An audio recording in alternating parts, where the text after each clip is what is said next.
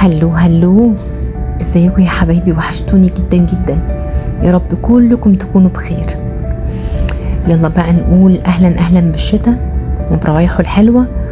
اي نعم كده لسه الجو مبردش قوي، بس اكلاته الحلوه بدات تهل. النهارده هنعمل خرشوف وبطاطس باللحمه المفرومه. نسمي الله ونصلي على الرسول ونبدا وصفتنا النهارده. مبدئيا كده البطاطس اللي احنا بنستخدمها دايما للحمه المفرومه اسمها بطاطس بيكلز. يعني ايه بيكلز؟ البطاطس اللي بيكون حجمها صغير، تبقى بيبي بوتيتو كده. دي احنا بنجيبها وبنقطع بس اول حته منها كده من فوق، وبنبدا نقورها زي البتنجان والكوسه.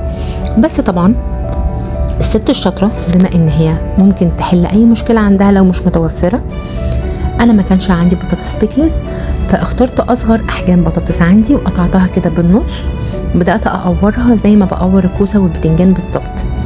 وحتى الحشو بتاع التقوير ده انا هاخده وهحمره برده وهستفاد منه. وكان عندي كيسين قلقاس، قصدي عفوا خرشوف فروزن، برده نزلت في شويه زيت وحمرته.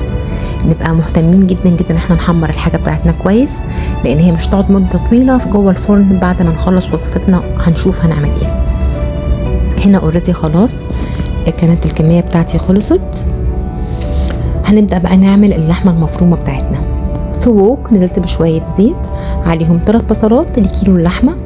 انا بحب في اللحمه المفرومه بتاعتي او العصاج عامه يكون كميه البصل حلو، بتدي طعم ونكهه وتسكيره للحمه بتاعتي. شوحت البصله وهنزل بكيلو لحمه مفرومه، والتوابل بتاعتي هتكون تقليديه جدا وبسيطه. وصفتنا النهارده سهله ما فيهاش اي اختراعات يعني. شويه فلفل اسود وشويه هيل مطحون وشويه بهارات لحمه مع رشه جوز الطيب، وهبدا كده انزلهم واحده واحده بعد ما اللحمه بتاعتي كلها تتشوح ولونها الاحمر اللي فيها ده يروح، وتبدا تدخل في عمليه النضج بتاعها.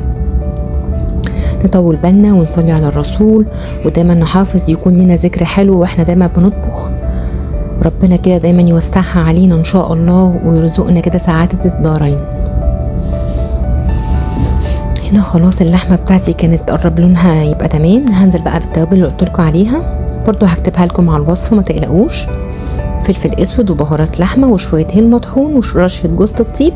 وانا مش هحط هنا ملح، انا هنزل بمكعبين مرق لحمه، شويه ميه صغيرين يا دوب ادوب بس فيهم المرقه. وبعد كده هزود الميه بتاعتي عادي لغايه ما اللحمه بتاعتي تستوي. خلاص اللحمه استوت، هبدا احضر الصوص اللي انا هسقي بيه الصينيه. 3 فصوص ثوم فرمتهم ناعم، هنزل ب2 باكت صلصه. لو عندك طماطم فريش وعايزه تعصريها اعملي كده، مفيش اي مشكله خالص.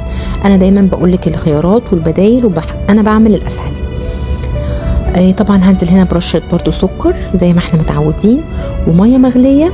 وانا مش هسبك الصوص دلوقتي قوي، ودول مكعبين برضو مرقه عشان نظبط الملح بتاعنا. طبعا انت حابه ملحك يبقى قليل ملحك يبقى اعلى، انت براحتك، كل واحد وذوقه في الاكل. يدوب بس هنا كده هيتقل، وهنبدا نقول بسم الله ونبدا نرص البايركس بتاعنا. هسيبها بقى خلاص تغلي ونبدا نرص البايركس. انا هنا الكميه بتاعتي كلها حطيتها لكم في البايركس بس اوريكم الشكل، وبعد كده نبدا بقى نطبق الوصفه في بايركس تاني. اهو هنا البطاطس خلاص، هبدا بقى احشيها كده باللحمه واحده واحده كده بالراحه خالص. خدي بالك لو اللحمه سخنه عشان ما تلسعيش ايدك. طبعا انا عشان كبيره خلاص وبقيت خبره، فالحراره دي ما بتفرقش معايا قوي يعني. بس انتوا لو لسه مبتدئين شويه شويه، عايزه تلبسي جلافز البسي براحتك. بس انا من المدرسه اللي بحب المس كل حاجه بايدي. طبعا غاسله ايديا ومظبطه الدنيا، وانا بطبخ لبيتي وولادي. لكن طبعا لو بطبخ لحد غريب او لو في طبعا هايجين لازم تكوني لابسه جلافز وتكوني عامله حساب كل حاجه كويس. ده بقى البايركس بتاعي، حطيت فيه باقي اللحمه اللي انا اتبقت مني مع شويه صوص صلصه، وهبدا ارص. عملت جزء خرشوف وجزء بطاطس عشان اللي مش عايز ياكل خرشوف يعرف يوصل للبطاطس بسهوله. الوصفه دي انا عملتها بريد صوص بس. في وصفات تانية كتير ممكن يحطوا معاها جبنه موتزاريلا، ممكن ينزلوا على الوش ببشاميل. يعني الانواع كتير جدا جدا. والخرشوف وجبه حلوه قوي، وهو كمان عشان خاطر نبات ملوش طعم قوي يعني قوي، من السهل جدا ان احنا نعمل معاه اطعم كتيره زيه زي الكوسه بالظبط.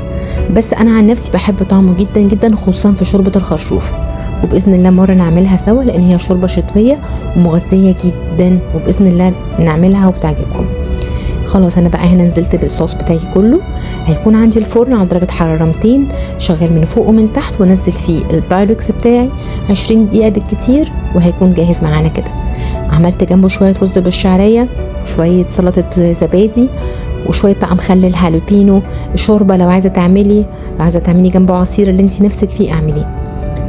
رز بالشعريه وصفه كانت حلوه قوي وبسيطه ومغذيه جدا جدا. اتمنى تكون عجبتكم، وما تنسونيش بدعوه حلوه، وندعي لكل العالم بالسلام والامان يا رب. لو بتتفرجوا عليا لغايه دلوقتي على اليوتيوب يا ريت نعمل سبسكرايب، كومنت ولايك، بحبكم قوي قوي. ويا سلام كمان لو عملنا شير.